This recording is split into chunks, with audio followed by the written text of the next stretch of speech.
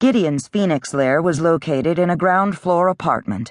There had originally been 2 barred windows facing the street, but with the owner's approval, Gideon had them plastered over with the understanding that when he moved out, he would restore the windows.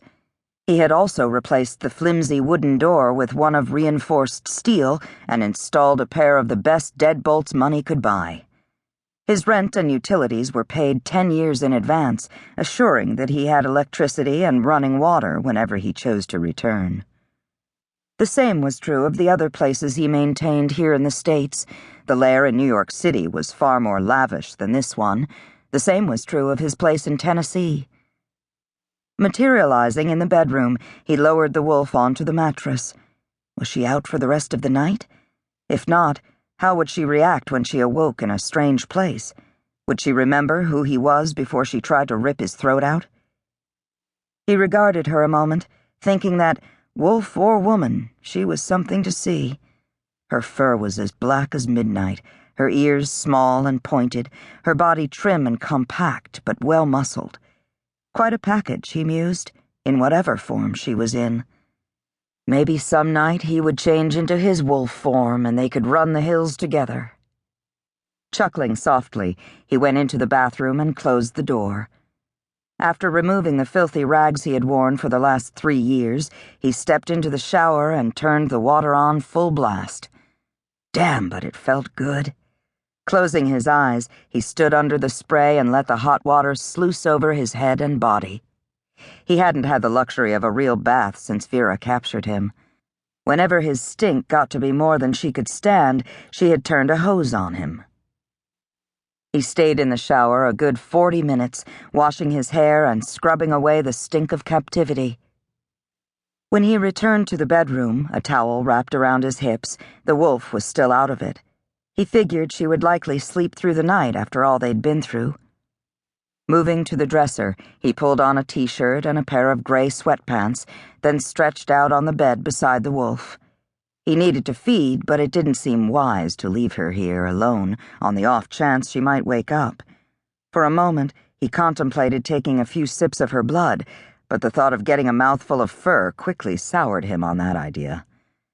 Turning onto his side, he stroked her head. Her fur was soft and warm. Touching her was soothing somehow.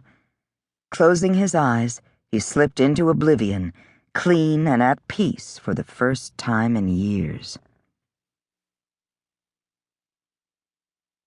Kay woke with a start, surprised to find herself lying naked in a strange bed with Gideon, in a room she didn't recognize. How had they gotten here? And where was here?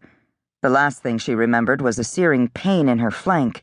When she touched her leg, there was no wound, but that didn't surprise her.